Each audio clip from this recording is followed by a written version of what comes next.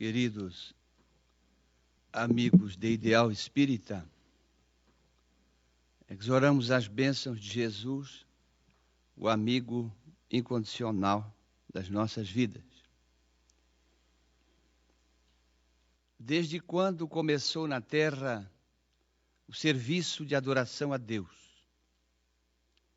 Poderíamos dizer que o primeiro impulso da planta e do verme, na busca da luz que lhe instila o próprio ser, não é senão um anseio religioso da vida. Desse modo, reportando-nos às escolas iniciáticas dos tempos mais antigos, poderíamos dizer que no Antigo Egito surgiria para a Terra as primeiras noções da imortalidade da alma, com avançadas concepções no campo da vida futura. Contudo, este conhecimento ficou preso nos corredores dos palácios dos faraós e entre o círculo iniciático dos sacerdotes. E a grande nação não teve acesso às possibilidades da consecução da imortalidade da alma como um ensinamento enviado pela divindade. Na Índia, encontramos um outro ensinamento extraordinário, de que a bondade deve ser a raiz para com os nossos semelhantes. E ali, nas expressões de Rama, de Krishna, de Gautama Sakyamuni e a sua doutrina do meio, verificamos que o Senhor, nos velhos santuários da Índia, é adorado por milhões de criaturas indiscutivelmente sinceras, mas o espírito de castas haveria de provocar na grande nação o divisionismo. Partindo da Índia, vamos para a China. E na China a terra recebe dois novos ensinamentos: o da solidariedade e o da simplicidade, que deve estabelecer o parâmetro das nossas relações com o próximo. E ali nos ensinamentos de Lao Tse, de Forri, de Confúcio, conhecido no mundo ocidental por Confúcio, verificamos que a grande nação deriva dessas verdades e centra as suas trajetórias na preocupação da defesa e passa a civilização chinesa para a história apenas pelo legado das grandes muralhas. Na Pérsia, hoje território do Irã, encontramos a doutrina de Zoroastro, cujo mandamento principal ensinava que nós temos um dever inalienável com o bem comum. Mas também ali, muito embora adorado, o Senhor da vida, a Pérsia passa para a posteridade, nos legando o primeiro grande conquistador da história, Dario. Na Grécia, na chamada Península Helênica, encontramos o berço da filosofia ocidental. É uma forma de pensamento que remete à criatura à necessidade da introspecção, de olhar o seu íntimo, de buscar o conhecimento de si mesmo. Mesmo assim, ali verificamos que generais e filósofos acendem a fogueira do arrasamento e da morte, e Esparta sobrepuja Atenas. Depois, no coração da chamada nação escolhida, ou Israel, encontramos a primeira manifestação divina do ponto de vista das leis estabelecidas na terra, com a chegada do Decálogo. É ali mesmo, nesta nação, que a humanidade ensaia os seus passos para, evidentemente, logo mais, poder sair da chamada infância espiritual, projetando para si própria futuros alviçareiros, tempos novos. Mas também percebemos que na casa de Israel O orgulho racial é uma chaga viva. E este ensinamento ficou restrito àquela grande nação, àquele tempo. De Israel saltamos para Roma. E em Roma vamos surpreender o direito, que ensaiado na Grécia Antiga, vai ali em Roma manifestar toda a sua plenitude, estabelecendo a proteção ao indivíduo pelo Estado, à propriedade, às relações entre as pessoas, às trocas e ao comércio. Roma é de fato uma civilização que vem estabelecer um novo primado nesse sentido. Mas nos dirá o Espírito Emmanuel, no livro A Caminho da Luz, que em nenhuma outra civilização do mundo vamos encontrar juntos tantos gênios da flagelação e da morte. E é nesse palco da história da Terra, em que haverá de acontecer o maior daqueles fatos que vão demarcar o processo evolutivo, que é a encarnação de Jesus de Nazaré, sob o Império Romano e sob a batuta de Caio Otaviano, aclamado como o Augusto, nasceria Jesus de Nazaré. E Jesus veio ser o renovador da terra em toda aquela trajetória que existia até ali. Muitas experimentações religiosas, novas ideias do ponto de vista da filosofia com os gregos, o culto aos deuses através do politeísmo haveria de estar sendo alvo da próxima derrocada, a fim de que pudesse se estabelecer na terra o primado e a consciência de um único Deus, de um único Senhor da vida. Muito embora os ensaios na casa de Israel, Jesus veio afirmar aquilo que Moisés já tinha tornado público, do monoteísmo, um único Deus, veio afirmar que esse Deus não era mais o Deus do exclusivismo, o Deus dos exércitos, o Deus que determinava combater o inimigo, que mandava tomar de assalto as propriedades, mas sim era um Deus soberanamente justo e bom, o Deus amor. Esse é o marco principal do ensinamento de Jesus. Mas ele é mesmo o renovador das eras, porque veio como que preparar todo o trabalho de modificação de eras na terra, saindo os espíritos da infância espiritual, para aquilo que poderemos estabelecer aqueles espíritos radicados na terra, para a chamada adolescência do espírito, do ponto de vista do conhecimento, do progresso, do avanço. Mas é nessa civilização, inclusive em Roma, que vamos verificar, apesar de todas as conquistas estabelecidas pelos imperadores, que há mesmo um avanço, aliado ao progresso trazido pela expansão geográfica de Roma. Haveríamos de ver que nas relações sociais estabelece-se o primado da consciência jurídica. E vamos encontrar, no ano de 360, o imperador Justiniano estabelecendo toda uma codificação das leis esparsas que existiam em Roma e criando um corpo jurídico que desse sustentação às relações do Estado com o cidadão, chamado Corpus Iuris Civilis, ou corpo jurídico civil.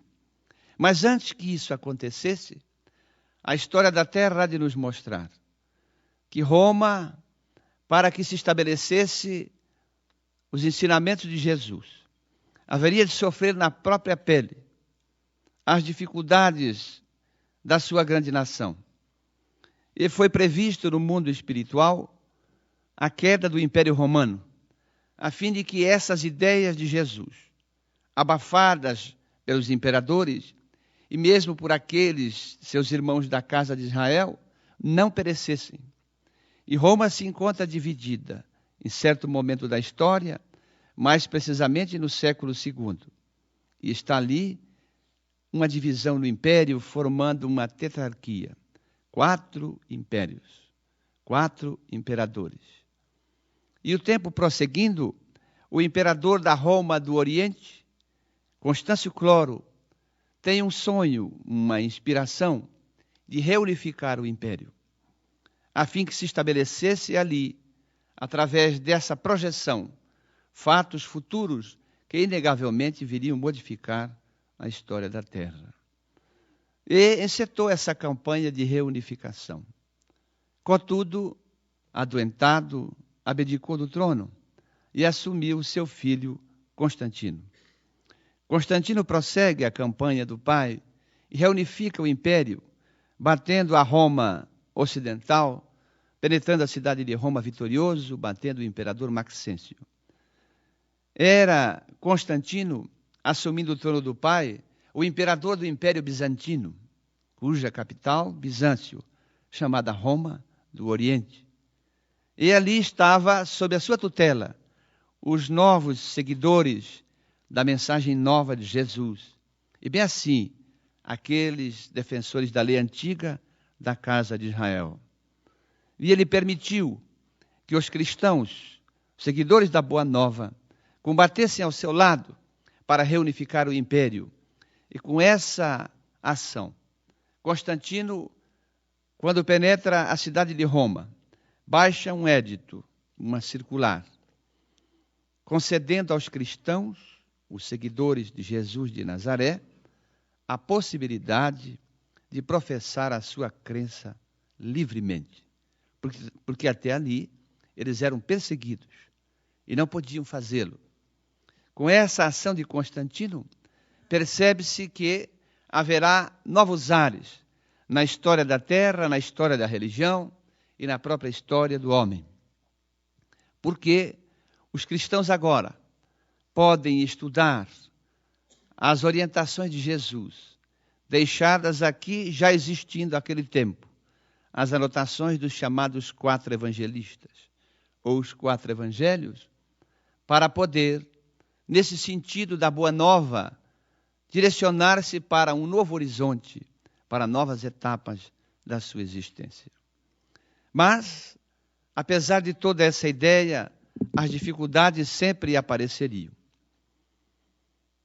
E aquelas nações dominadas por Roma, e mesmo os politeístas romanos, trariam ao reino, ao império, grandes dificuldades.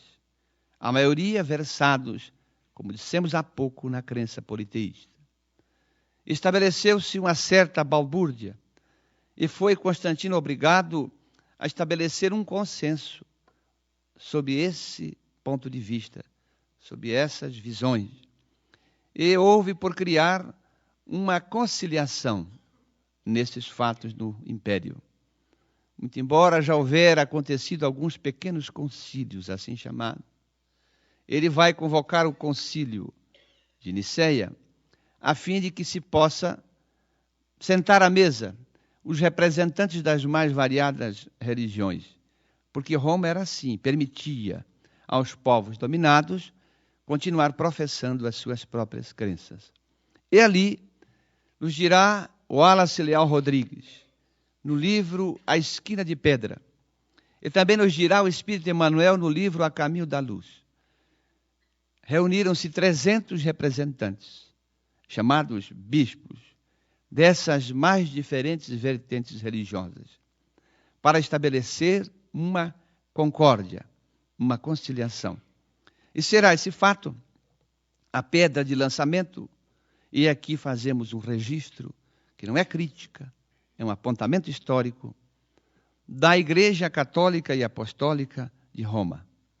A partir dessa fundação, dessa nova instituição, centrada sobre construções dogmáticas, extraídas, muitas delas, do Torá, da Casa de Israel, outras tradições exteriores, como os altares, os paramentos, os castiçais, as taças, do politeísmo grego, e uma série outras de acomodações, de outras visões e vertentes religiosas do império, estabelecia-se também a possibilidade de agregar a tudo isto parte dos novos ensinamentos de Jesus, ou da chamada Boa Nova, constituindo-se ali a marca fundamental do início de um novo registro histórico na terra, que foi chamada depois por esta religião, fundada ali, nos dirá Emmanuel, em 313 depois de Cristo,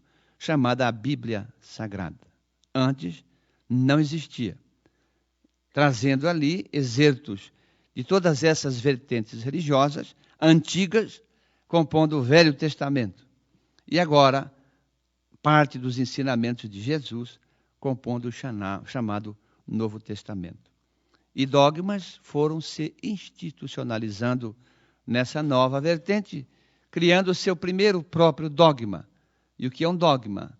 É um ponto de fé humano sobre as coisas divinas, ou uma visão do homem sobre as coisas de Deus, daqueles que se julgam como representantes de Deus na terra, e estabelece, então, definições colocadas para seguimento dos fiéis, como sendo verdades inconclusas sobre as quais não se pode discutir.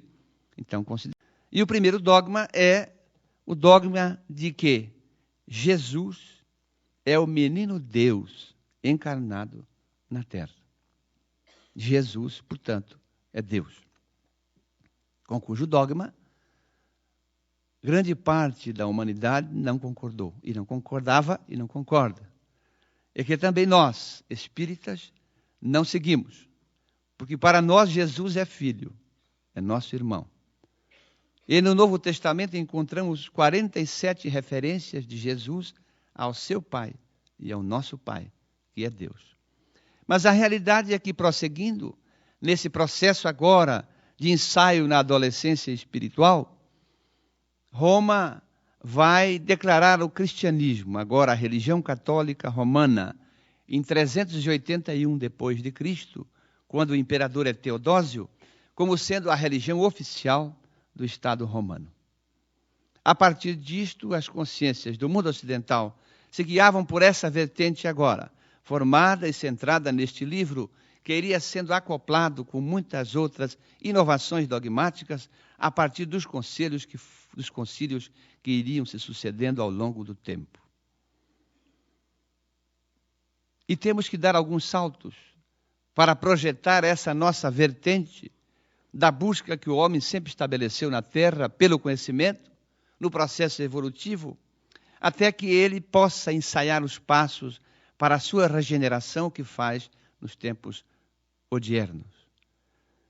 Então estabelecemos-nos em 607 depois de Cristo, quando o imperador é Focas, e ele, submetido aos ordenamentos da chamada religião oficial do Estado, haveria de criar uma instituição que pudesse ser a instituição principal, que organizasse todas as demais instituições ou vertentes sob a bandeira do chamado catolicismo. E ele estabelece, então, o papado. Há um líder e há um representante, o Papa, líder máximo de toda essa vertente. E, a partir disso, as situações, do ponto de vista da visão religiosa do mundo, recebe dificuldades enormes, porque a igreja misturava-se com os negócios do Estado, e o Estado misturava-se com os negócios da igreja. A vida prossegue, o tempo segue, e estamos em 1096. Portanto, nesse tempo, o Papa resolve estabelecer um concurso de alguns nobres que existiam à época, porque imaginava a igreja que os locais por onde Jesus passara, aquilo que ele dissera, onde ele vivera, no Oriente, era propriedade da igreja. E resolveram então estabelecer uma campanha a fim de apoderar-se geograficamente daquela região, inspirando os nobres daquele tempo, Godofredo de Bulhão e Tancredo de Siracusa. A igreja organiza um exército de 500 mil homens para ir ao Oriente, combater por essas relíquias. Estabelece-se ali a primeira guerra das cruzadas, assim chamadas. De resto, foram 8 que se seguiram adiante e que ceifaram mais de 2.500.000 vidas. para disputar a primazia dessas relíquias e destes lugares.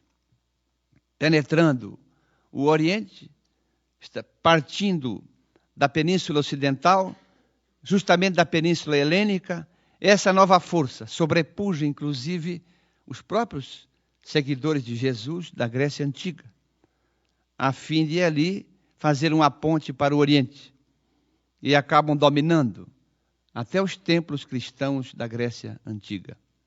Estabelece-se um conflito generalizado. O mundo prossegue agora sob a bandeira das cruzadas, dividindo-se de um lado o cristianismo e de outro lado aquela vertente que surgiria na Terra no século IV e V depois de Cristo. Porque em 379, retroagindo um pouco, depois de Cristo, nasceu no Oriente um espírito, reencarnou, que tinha uma missão, uma tarefa grandiosa, como nos dirá o Espírito Emmanuel no livro A Caminho da Luz. Esse espírito chamou-se Maomé. E Maomé tinha a missão de estabelecer por toda a Arábia os ensinamentos de Jesus, a fim de que aquela vertente derivada dos antigos israelitas, portanto, filhos também da casa de Abraão, pudessem voltar a sua face para o Deus único e agora, diante dos ensinamentos de Jesus, cerrar-se sob as fileiras da Boa Nova. E Maomé é, sem dúvida nenhuma, esse personagem que deveria estabelecer essa condição. Mas nos dirá ainda o Espírito Emmanuel que acaba traindo os seus próprios princípios. Muito pobre na sua infância e na sua juventude, acaba desposando uma rica princesa de nome Khadija. Esquece-se dos nobres ideais e estabelece a Arábia, sim, a uma vertente dogmática religiosa sob a força da espada. Aqueles que não lhe seguissem eram degolados. E a partir disso surgirá o chamado islamismo. Embora tendo o patriarca Abraão como um dos seus patriarcas, e a consciência do Deus único aqui deferido como Alá, Maomé estabelece uma vertente religiosa própria, em que a religião é, de fato, a orientadora de toda a vida do cidadão. Surge a chamada teocracia. E o que é a teocracia? É o movimento de direção das criaturas pela teologia. Logo, os líderes religiosos são os comandantes do Estado. E a partir disso, o islamismo se estabelece na terra, sob a força da espada. E Maomé declarou infiel. Portanto, essa palavra tem origem árabe.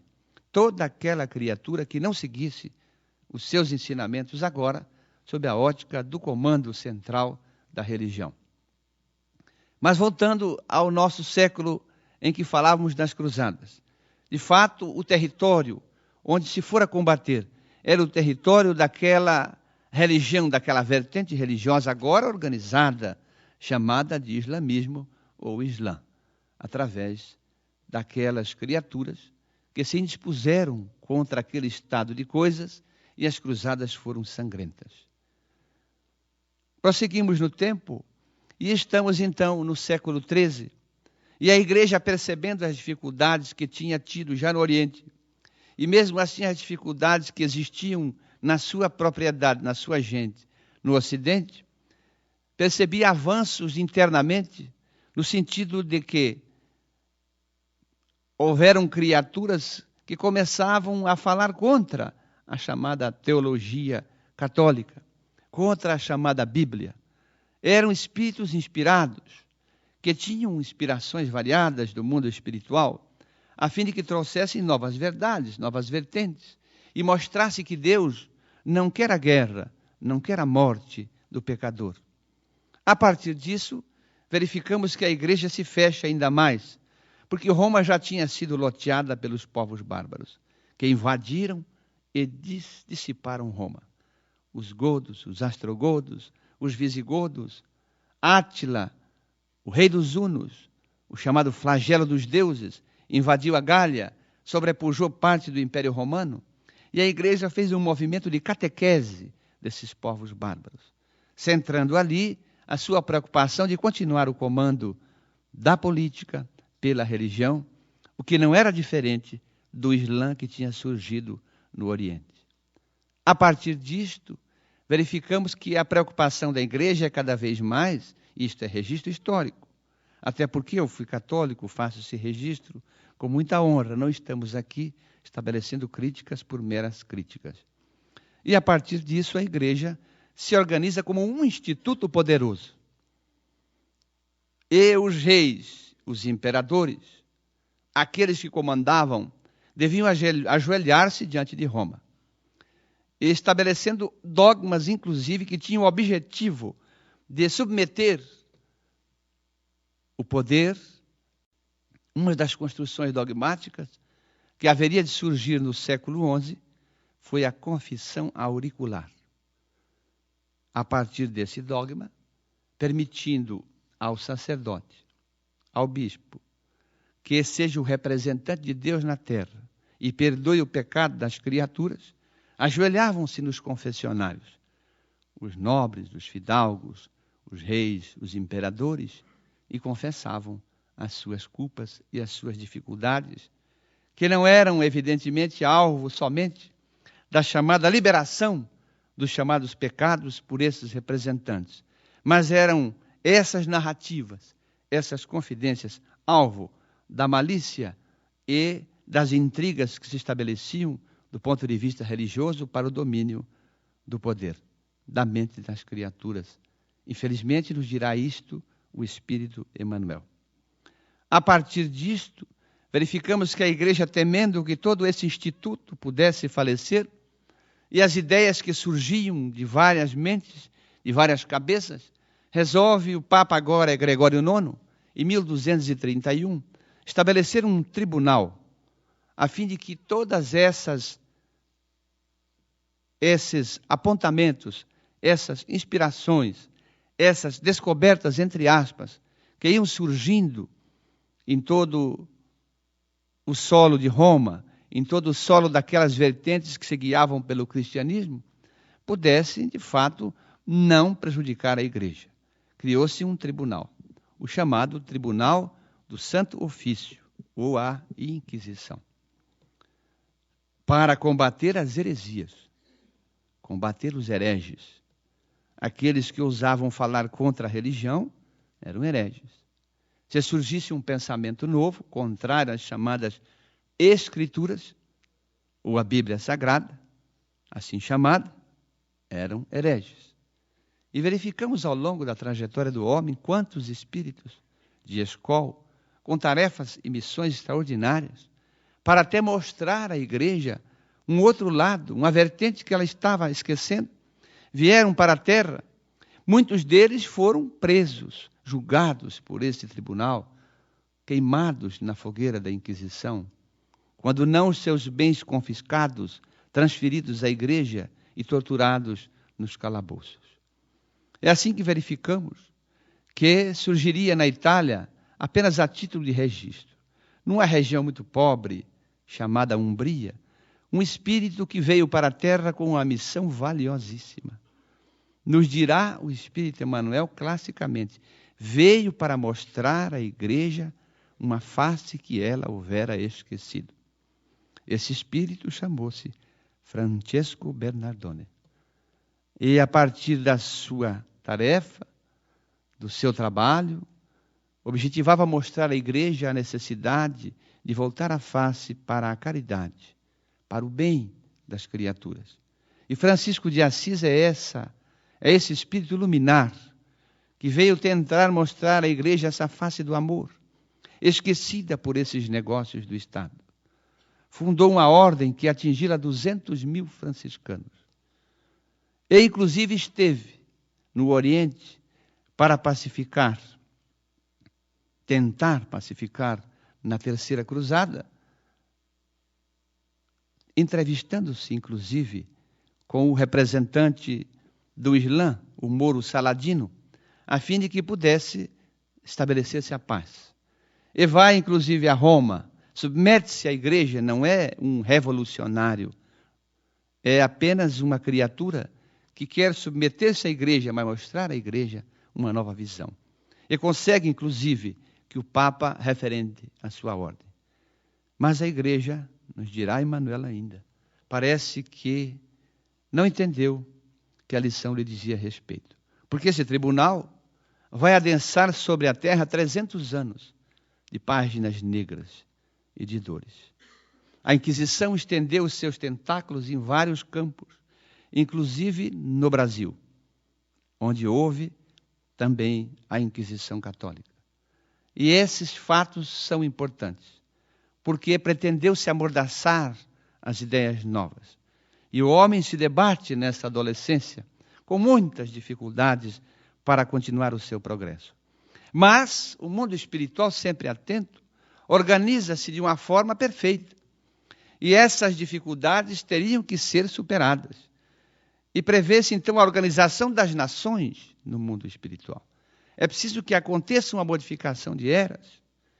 E estamos no século V, então, há uma grande transformação.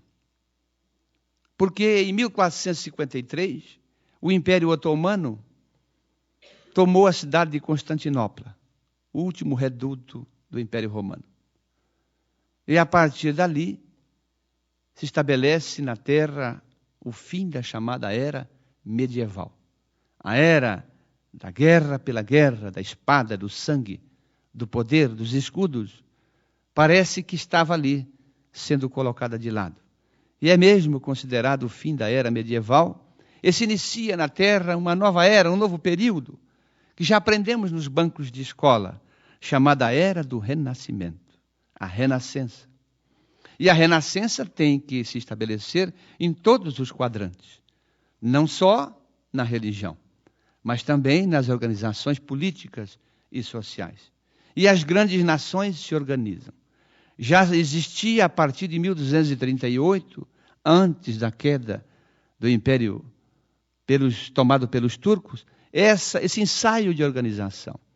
Porque a nação da Inglaterra se organizou de 1238 em diante. A partir do fim da Era Medieval, outras nações da Europa foram organizadas, a Alemanha, e surgirá um espírito, nos dirá Emmanuel, que tinha uma outra missão grandiosa. Por que uma outra? Porque ele já houvera estado na Terra para uma missão ímpar. E ele deveria agora ter uma missão maior ainda, organizar o espírito do povo europeu. Estabelecer a Europa em divisões e nações, a fim de que o pensamento não fosse enclausurado, como tinha sido até ali, novamente agora, pela religião. No Ocidente, pela religião católica, e no Oriente, pelo islamismo. E surgirá aquele espírito conhecido por Carlos Magno. E Carlos Magno, num reinado de mais de 60 anos, organiza as nações. É chamado de o príncipe da Europa.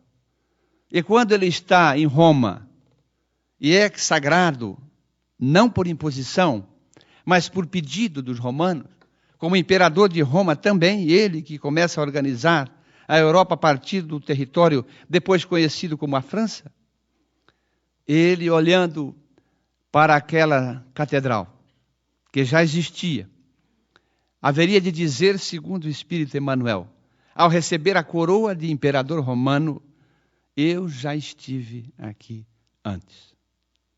E Emmanuel há de nos revelar que ali estava a reencarnação de Caio Otaviano, o imperador que organizou Roma no momento em que Jesus encarnou na terra. E Carlos Magno é este espírito extraordinário que dá essa vertente política e social, e as nações começam a ser, nessas suas fundações independentes, a também pensar e repensar a interferência da religião nas coisas. A partir disso, do século XV, o século XVI vai alvorecer com uma descoberta extraordinária, que modificou toda a Terra. Porque é a partir do século XVI que é descoberto um novo continente, as Américas, com Cristóvão Colombo. E como o Espírito Emmanuel Há de citar Cristóvão Colombo, como descobridor, ficamos com ele, apesar das notícias que às vezes se espalham de que haveriam ter vindo outros espíritos, outros descobridores antes. E Colombo, ao descobrir as Américas, provoca no seio das comunidades do mundo uma modificação em todo o pensamento. Porque existia um continente, outro. E ali localizou-se vida. Haviam habitantes. E sem dúvida a consciência religiosa da época recebe esse golpe. E a América se organiza a partir do século XVI. E o século XVII, inclusive. E estabelece-se ali, expressão de Emmanuel, portanto não é minha, a pátria da democracia. Muito embora os conceitos que possamos ter sobre aquilo que é hoje os chamados Estados Unidos da América, estamos aqui fazendo o registro que o Espírito trouxe na obra A Caminho da Luz. A pátria da democracia, a fim de que o Estado se tornasse independente do jugo religioso. São fatos significativos para essa construção, para chegarmos à regeneração da humanidade. De fato, essas conquistas haveriam de trazer novos ideais, novos espíritos. Já tinha surgido, portanto, no século XVI, o século se conta, da frente para trás, já tinha surgido no seio da religião, além dessa vertente política e social organizada por Carlos Magno, que não se submeteu à igreja, está nos seus registros, já havia surgido os chamados cismas da igreja, iniciando-se por Martim Lutero, em 1525, quando na cidade de Wittenberg, na Alemanha, haveria de fixar na porta da catedral uma bula com 95 artigos, contrariando as disposições do papado. O primeiro artigo dizia que não podia considerar e não podia aceitar o Papa como sendo uma criatura infalível, contra a chamada infalibilidade papal. Esse é o primeiro grande cisma que vai dar origem à religião chamada luterana. Depois, um dos seus professores, Melanchthon, junto com Erasmo de Roterdã, haverão de provocar outro cisma, fundando o chamado protestantismo, a religião protestante, que protestava também contra uma série de imposições do chamado Vaticano. Depois surgiria na Inglaterra, já organizada, uma outra vertente religiosa que é também um outro cisma da igreja, e o reverendo John Wycliffe vai fundar o chamado anglicanismo, ou a religião cristã anglicana, que é a religião que existe na Inglaterra cristã até hoje. Então, a igreja recebe internamente, interna corporis, os golpes das cisões. E externamente perde a influência política estabelecida quando pretendia comandar a vida dos reis e dos imperadores. É um ensaio geral para novos tempos, para novas épocas. E isso atingindo a igreja, essa renascença, atinge também a filosofia, o pensamento. Em Rogério Bacon, ou Bacon, na pronúncia certa, há de ser um daqueles filósofos iniciais que vai libertar o pensamento da criatura, dizendo que temos horizontes nunca dantes imaginados, pelos quais deveremos singrar o nosso pensamento. E surgirá também no campo da filosofia grandes inteligências, muito embora algumas delas criando vertentes próprias que encaminharam a Terra para o materialismo, como na Inglaterra, John Locke e Gassendi haveriam de criar a chamada teoria empirista. Nada que existe provado fora dos laboratórios é verdade. Só o que o laboratório pode provar é uma verdade. Não existe mais nada fora disso. Na França, que já ensaiava-se também como nação, Augusto Comte cria a chamada teoria positivista, no sentido de que positivo somente é aquilo que a nossa razão pode assimilar. Fora disso, é misticismo. Mas são vertentes que foram surgindo. Essas modificações, com a a América, a descoberta das Américas, as novas inteligências, foram modificando todo o quadro que existia na Terra. E aqui citamos Copérnico, Galileu Galilei, Giordano Bruno, tantos outros espíritos que vieram trazer renovações extraordinárias. No campo das artes, Leonardo da Vinci, Michelangelo, em vários segmentos, é uma renascença completa. E surgirá, inclusive, a filosofia do pensamento grego, reeditada agora em território francês por René Descartes, da consciência de si mesmo. Penso, logo existo. Cogito ergo sum. Eu preciso pensar em mim.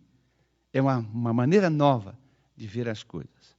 A partir dessa consciência que vai se estabelecendo na Terra, dessas modificações de eras, sem dúvida nenhuma, é preciso que a religião tenha ainda as possibilidades de devolver a sua visão para a realidade que Jesus veio trazer. Essa boa nova que foi abafada. Ainda é uma esperança, do ponto de vista espiritual, nos dirá o Espírito Emmanuel, que a igreja entenda essas lições. Mas a história vai nos mostrar que assim não se deu. Porque ainda, pretendendo reeditar o comando, a igreja cria o chamado Tribunal da Penitência, agora. E o Tribunal da Penitência foi criado juntamente com uma organização, a Companhia de Jesus, ou os chamados jesuítas.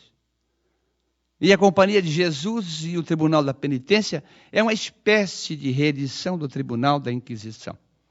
Inácio de Loyola, o seu criador. E a partir disso, Roma se fecha novamente, Roma no sentido da igreja, para continuar combatendo aquilo que entende como heresia, pretendendo continuar com o poder e com o comando político sobre as criaturas. E a Companhia de Jesus nos dirá o Espírito Emmanuel, dará outro banho de sangue na terra. No seu espírito aventureiro, os jesuítas são formados para ir para as terras novas. É lá submeter à catequese os povos que ainda não tinham consciência religiosa desperta. E essa submissão era do ponto de vista de que a igreja deveria ser sempre o poder central. E temos então aqui nas Américas as chamadas missões, onde verificamos também os abusos que aqui foram cometidos em nome de Deus e em nome de Jesus. Essa instituição foi tão fratricida do ponto de vista do seu objetivo, que o Espírito Emmanuel nos dirá que o Papa Clemente IV, quando assinou o artigo extinguindo a Companhia de Jesus, dizia e disse: assino aqui a minha sentença de morte. 2 meses depois, morreu putrificado por um veneno letal que lhe apodrecia o corpo. Mas há, nessa vertente, espíritos que sobressaíram-se e conseguiram fazer um trabalho renovador. E não podemos esquecer daqueles jesuítas que vieram para o Brasil. Padre José de Anchieta, Padre Manuel Vieira, o chamado Hermano Manuel, a fim de que se tivesse aqui a possibilidade da nação brasileira, ainda sob o Império Português, estar submetida a uma visão da igreja, muito embora essa visão, uma visão humana, humanista. Evidentemente que em todas as situações, em todas as formações políticas e religiosas, haverão aqueles que farão um trabalho sempre muito bom. Então não estamos, ao falar da igreja aqui, combatendo os sacerdotes, os bispos, nada disso. Há párocos e padres e bispos que fazem nas suas regiões trabalhos extraordinários, sempre fizeram e fazem até hoje. É preciso fazer esse registro. Mas a Companhia de Jesus foi essa espécie de reedição no Tribunal da Inquisição. Então, nesse instante, verificamos que esse quadro de coisas estabelece na Terra a necessidade de uma libertação definitiva do pensamento e dos direitos do homem, muito embora todos esses ensaios. Assim, a independência americana dos Estados Unidos da América será um fator importante. Criando os serviços da diplomacia, a independência americana envia para a Europa os chamados embaixadores, ou os primeiros embaixadores.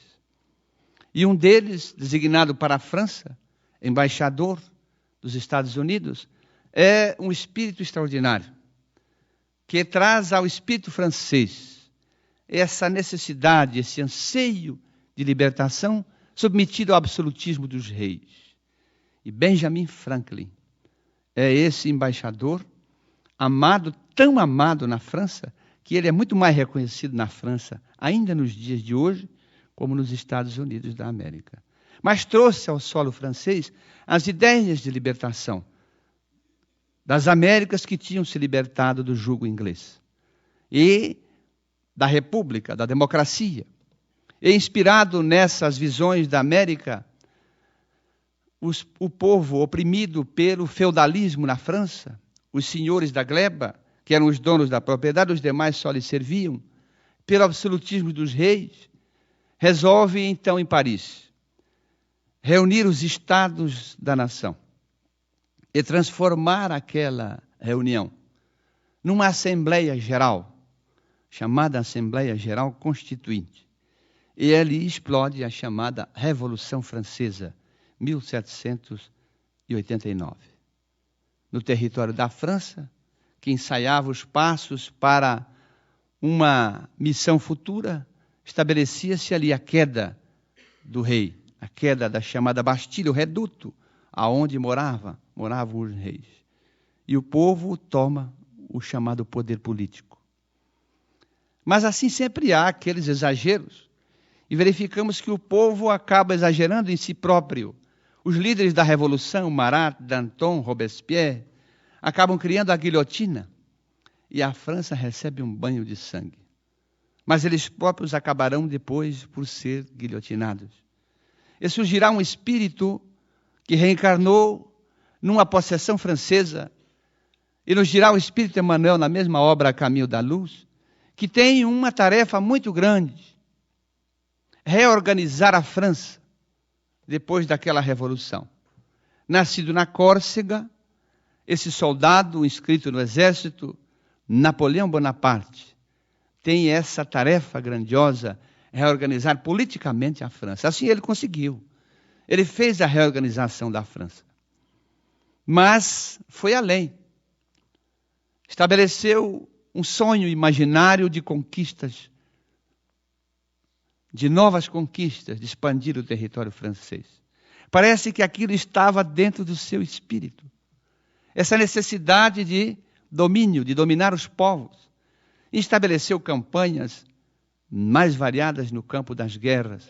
Um domínio geográfico muito grande, quase igual ao território geográfico que Roma tinha conseguido atingir no seu tempo, e no tempo principalmente de Júlio César, o imperador Júlio César, que tinha sucedido outros imperadores, e que estabelece a maior divisão geográfica de Roma. E Napoleão, então, somente cai ante a sua tentativa louca de invadir a Rússia. No inverno, e sobrepujou muitos soldados, depois retorna e é dominado nas campanhas que fez contra a Bélgica e outros países. E ali, preso, levado ao exílio na ilha de Elba. Emmanuel nos dirá que Napoleão Bonaparte foi uma espécie de Maomé do liberalismo francês. E verificamos no livro Brasil, Coração do Mundo, Pátria do Evangelho, pelo espírito de Humberto de Campos, na psicografia de Francisco Cândido Xavier, quando Jesus diz a César que estavam de novo frente a frente, antes que Napoleão reencarnasse. Ele pediu a César que voltasse à terra e reorganizasse a nação. Mas acabou por aquela inspiração, ou por aquelas lembranças do passado, traindo esses próprios princípios. É o Espírito Emmanuel que nos diz, e também nos diz Humberto de Campos, que Napoleão Bonaparte teria sido a reencarnação de Júlio César. A gente vê que a história sempre se repete. A partir disto, verificamos que a Revolução Francesa, criando os novos líderes, mesmo depois de Napoleão, acaba estabelecendo uma possibilidade de uma visão nova do ponto de vista da religião, porque não se submeteu ao Estado. Mesmo assim, Napoleão, com todas as suas dificuldades, já sabemos da história, quando foi se sagrar, autoconsagrar imperador, tomou a coroa das mãos da igreja e não admitiu que a igreja o coroasse, e ao mesmo tempo coroou a sua mulher Josefina, ali demonstrando que o Estado não se submeteria à igreja. É um ensaio que também vai se dar mais tarde na concepção dos tempos, apesar dos arroubos, dos exageros. Organizado o povo e as nações nesse sentido, vamos para o século XVIII, as consciências se libertando, muito embora surgindo o materialismo, a negação de Deus. Chegaremos ao século XIX. E no século XIX, há outros ensaios, inclusive no campo da ciência, outros renascimentos. Surgirá a partir dos estudos e das experiências iniciadas em 1854 e finalizadas em 1858 por Charles Darwin, a chamada teoria da evolução das espécies, contrariando os impositivos dos cânones religiosos, dizendo que a vida na Terra ela é fruto de uma evolução natural de todas as espécies. É um ensaio do ponto de vista da libertação do pensamento, do jugo da religião. As nações se organizando precisam também do seu brado de independência. E é a partir dessas visões que vamos encontrar toda uma preparação para que chegasse na Terra uma nova vertente que não só fosse sob o ponto de vista religioso, mas que fosse também uma vertente sob o ponto de vista científico.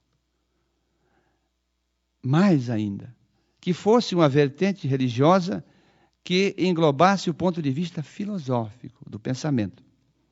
É então no território francês, quando Napoleão III, que sucedia o imperador, surgirá na Terra a codificação espírita, ou o espiritismo. Pelo trabalho do ilustre professor francês Hippolyte Léon Denisard Rivail, que utilizou o pseudônimo de Allan Kardec, o mundo recebe a chamada codificação espírita. 5 livros. Partindo do primeiro, o Livro dos Espíritos, constituído de 4 livros ou 4 partes em um só. Desdobrado nos demais, o Livro dos Médiuns, o Evangelho segundo o Espiritismo, a Justiça Divina segundo o Espiritismo, mais que tem na capa o nome O Céu e o Inferno, e a Gênese. E é nesta obra, a Gênese, a última obra do Pentateuco Espírita, que Allan Kardec vai nos trazer apontamentos e predições, inclusive, que prenunciavam na Terra a era da regeneração. O homem deve sair da sua adolescência espiritual e ir para a sua maturidade espiritual na Terra. E o espírito de libertação das consciências está dentro de toda esta codificação, que mostra e se mostra como uma ciência nova, que vem revelar aos homens a existência de um mundo desconhecido ou não imaginado, o mundo dos espíritos, ou o mundo espiritual, e as suas relações com o mundo corporal. E Allan Kardec previu os sinais dos tempos, nesta obra Gênese, justamente neste capítulo, Sinais dos Tempos, aonde ali ele faz as chamadas predições da era da regeneração da humanidade. Nessas predições, nesse capítulo Sinais dos Tempos, Allan Kardec apresenta para nós sinais característicos de uma nova era. A terra se modifica novamente. Agora, para melhor, muito, muito mais. E esses sinais estão ali impressos na obra, e nós temos que atualizar esses sinais para verificar que, de fato, a codificação espírita é um monumento de verdades lembradas e de verdades novas. Allan Kardec nos diz que a fase da renovação da Terra já se revela por sinais inequívocos. Naquele tempo, ele dizia isso, por tentativas de reformas úteis. E aí ele enumera, ele faz predições sobre a era da regeneração. Dá ele alguns sinais característicos dessa era da regeneração da humanidade. E nós colocaremos aqui como primeiro, por uma visão nossa, lá não está primeiro, segundo, terceiro, nada disso. Mas nós vamos colocar, primeiro, ele diz assim para nós, a fundação de uma imensidade de instituições protetoras e civilizadoras e emancipadoras do cidadão. Como é que podemos traduzir isto? É a preocupação do homem pelo homem. São as instituições sociais, o atendimento social, o atendimento hospitalar, inclusive, que se inicia de fato, propriamente, no início do século XX. No Brasil, no início do século XX, foram fundadas as Santas Casas de Misericórdia, que não existiam. E a gente vai vendo que estes institutos de proteção, eles vão se ampliando a cada momento em que o homem vai evoluindo. Hoje temos, por exemplo, a proteção à criança, ao adolescente, a proteção aos direitos do idoso, e assim vai o homem caminhando. São instituições civilizadoras, protetoras. O Estado também preocupado com o bem-estar do cidadão. É um sinal dos tempos. Mas Allan Kardec diz, continua nessas predições que nós aqui colocaremos como sendo a segunda, a humanização das leis penais. E isto é uma coisa muito clara hoje. Porque antigamente o julgamento do Estado sobre o cidadão era severo. Ao tempo dos reis, era um enforcamento, fuzilamento, guilhotina. Ao tempo dos imperadores, e a gente verificava que os direitos eram desconhecidos do homem. Por isso dissemos que a Revolução Francesa foi um marco renovador. Porque aliada à ação dos revolucionários, surgiu a Declaração dos Direitos do Homem e do Cidadão. E nessa Declaração dos Direitos do Homem e Cidadão, no seu artigo 11, está afirmado que o Estado deve proteger o cidadão. De fato, isso é muito importante. Então, a humanização das leis penais. Hoje, na sociedade, os chamados crimes de pequena monta, furtos leves. Tem algumas histórias que a gente sempre diz, quem vai para a cadeia é só ladrão de galinha, mas não é bem assim. Hoje, na sociedade, já houve um avanço. Os chamados crimes de pequena reflexão na sociedade, eles são apenados com as chamadas penas alternativas, que não são restritivas de liberdade, são restritivas de direitos, só, durante um tempo. Então é uma humanização. Lembramos-nos que o início das orientações para sobrepujar, eliminar a pena de morte no mundo, se deu com um filósofo italiano, Cesare di Bonacenna, chamado Marquês de Beccaria, que, muito embora não sendo da área do direito, escreveu um livro que é best-seller nas livrarias de direito ainda hoje, em 1798. Haveria de ter escrito um livro chamado Dei delitti della pena, dos delitos e das penas, onde ele combatia veementemente a pena de morte. Então, hoje a gente verifica que é um sinal dos tempos.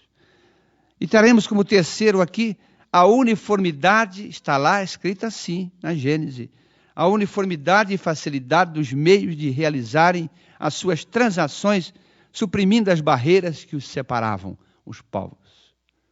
Como é que nós podemos traduzir isto? Vamos traduzir de uma maneira bem simples. Mercado comum europeu, o NAFTA, que foi criado pelas Américas através dos Estados Unidos, o Mercosul. Esses mercados que se unem e acabam com as barreiras divisionistas, a fim de que as trocas, o interesse seja de bem-estar e de benefício dos povos mesmo, e isso vai se ampliar cada vez mais, a fim de que possamos, quem sabe, tornar-se uma única nação. Não sabemos, quem sabe. Então é um sinal dos tempos, característicos da era da regeneração. O quarto que trazemos aqui, supressão dos preconceitos. O que falarmos sobre isso, se não com a notícia de momento? Barack Obama, que através da sua eleição, sobrepuja o preconceito racial na nação que Emmanuel diria denominado como a pátria da democracia, e agora se comprova que é mesmo, apesar das dificuldades que todas as nações têm. E ele é uma lição para o mundo, sem dúvida nenhuma. A queda dos preconceitos de raça, de cor, de credo. As constituições dos países permitindo a liberdade de crença das criaturas. Agora sim, já está apresentado um anteprojeto na Câmara Federal que classifica como crime as perseguições e atentados contra as religiões. E deve ser aprovado, para que o cidadão respeite a opção do outro, não invada o terreno da sua. Mas Allan Kardec trouxe nesses Sinais dos Tempos uma das suas predições que a mim, quando fui ler a obra e buscar trazer ao momento, mais me chamou a atenção. E poderíamos dizer que visionário era Allan Kardec. E sem dúvida nenhum, um espírito preparado daqueles que têm a longe visão do futuro. Porque ele dirá, nesses Sinais dos Tempos, de todos os pontos do mundo, reúnem-se as massas para os comícios universais e as justas pacíficas da inteligência. O que fazemos com a internet? Bem isso. Conversamos com o mundo. Os chats, as salas, e quanta gente, podemos ter milhares de pessoas acessando ao mesmo tempo os chamados comícios universais.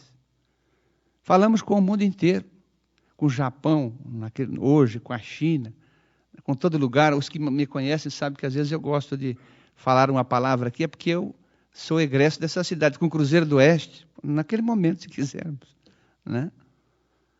Então, são os sinais dos tempos. Mas Allan Kardec nos dirá, talvez como um dos últimos ali registrados na obra, como sinais impressionantes de uma nova era, a era da regeneração, a reação que se opera nas comunidades, no povo em geral, no sentido das ideias espiritualistas, em detrimento das ideias que têm a pretensão de deter o poder e a religião exclusivista. E, de fato, isso já está acontecendo. A aceitação da espiritualidade, a aceitação da vida espiritual. Muito embora as pessoas, às vezes, não se digam espíritas, elas são interessadas nas máximas que o Espiritismo traz. Não que o Espiritismo seja a melhor das religiões, não temos essa pretensão. Mas os princípios que ele fecha serão os princípios adotados por todas as vertentes, nos disseram os espíritos reveladores, quando responderam a Allan Kardec na questão 798, dizendo que certamente o Espiritismo, os seus princípios, será a religião do futuro. Não com esse nome, talvez Espiritismo, mas os princípios, os 5 grandes princípios que ele fecha: a existência de Deus, a imortalidade da alma, a pluralidade dos mundos habitados, das vidas sucessivas e a comunicabilidade entre os 2 planos da existência física. Então, essa nova geração, também nos dirá Allan Kardec nesse item chamado nova geração, está estabelecida na Terra sob o primado desses sinais dos tempos. E uma geração se vai, e outra geração se vem, isso sempre acontece. E nós vivemos hoje os espíritos retornarem. E nas crianças que hoje nós conhecemos, verificamos extraordinários avanços. Eles já nascem com o olho aberto. Já nascem com inteligências que nós ficamos perplexos. São os espíritos que voltam, melhores preparados, despertos para a necessidade das suas melhorias e de melhoria do mundo. É uma era nova. Vamos sair da chamada renascença para a regeneração, sem dúvida nenhuma, para a terra da regeneração, onde nos diz o Espiritismo, através das informações dos espíritos superiores, que os mundos de regeneração são os mundos onde o bem predominará. Poderá haver ainda vestígios do mal, mas os espíritos que habitarem este mundo estão ali regenerados, preparando-se durante um tempo para novas etapas no seu processo evolutivo. E avançando para o mesmo alvo e realizando os seus objetivos, verificamos que o Espiritismo se encontra com essa era da regeneração no mesmo terreno, no mesmo patamar, e traz as ideias progressistas, a ideia de progresso. Que possamos, então, nesta linha que procuramos estabelecer aqui hoje, verificar a luta que o homem travou, desde que está estabelecido aqui. Também recebendo a ajuda de espíritos que vieram exilados para cá, em determinado momento, e que tinham que purgar as suas dores morais, mas procederam avanços no campo do intelecto, verificar que essa renovação integral dos espíritos está se dando. E é o momento em que o vaticínio de Jesus será compreendido. Passai pela porta estreita, porque larga é a porta da perdição. Trajai a túnica nupcial. Quem não tiver a túnica nupcial não ficará no festim das bodas. Muitos serão os chamados, poucos escolhidos para a regeneração, para a era da regeneração. Depende de cada um de nós, daquilo que fizermos daqui para frente, porque muito já fizemos nessa trajetória toda. Às vezes não fizemos bem feito, mas já fizemos muitas coisas que melhoraram a nossa condição espiritual, para que possamos nos redimir e para que possamos ser escolhidos para acompanhar a regeneração. Na lembrança final da psicografia de Francisco Cândido Xavier, hoje espírito, também pelo espírito magistral da poetisa Potiguar Alta de Souza. Prossegue semeador, semeando monte acima, a plantação da fé na gleba da esperança. Ara semeia, aduba, e em timorato avança, consagrado a servir no solo em que te arrima. Não aguardes lauréis de transitória estima, e quando a nuvem de lágrimas e de angústia te alcança, detens-te na própria fé, refúgio e segurança, no grande espinheiral do amor que te sublima. Vara, vento, granizo, injúria, lama e prova, espalhas aqui e além a paz que renova, no tempo a recordar solo vivo e fecundo. Ama, serve e constrói, onde lidas e esperas. Trazes contigo a luz dos gênios de outras eras que promovem com o Cristo a regeneração do mundo. Muita paz a todos e muito obrigado.